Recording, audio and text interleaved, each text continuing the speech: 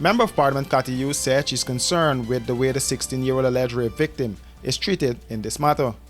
Hughes was speaking on the picket line outside of the DPP chamber this afternoon.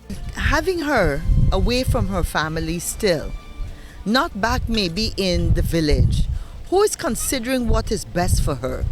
You have taken away, from what I read in the press, you have taken away her devices, her phone, maybe her tablet. I understand at one stage they had taken away some of the devices belonging to family members. So you've totally cut them all off.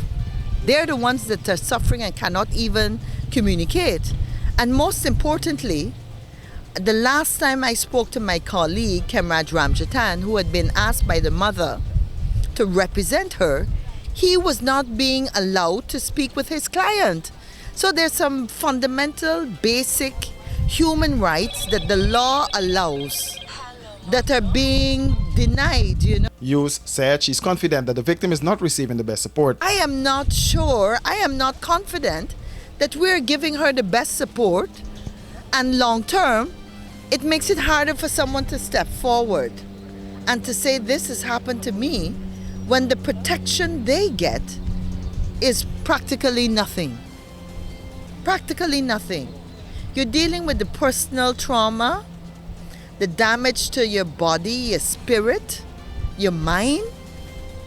You're dealing with the humiliation that unfortunately a whole set of stupid Guyanese do all the time. You're dealing with people that should step forward and say something, like the female members of government in the cabinet on the other side, that have not stepped forward and said, despite the politics, despite how we may be at each other, there are certain things that are not acceptable. Not acceptable. And we all have to, silence is not acceptable at a time like this. We have to all step forward, especially as united women who worry about our children. We have to step forward and say, no, this can't go down. General Secretary of the People's National Congress Reform and former Minister Dawn Hastings Williams called out the Minister of Amerindian Affairs over her silence on the matter. No other race, no other thing has that special ministry, and to this date, I haven't heard, I haven't seen anything coming out from the Minister of Indigenous Peoples Affairs, where she ought to say a statement.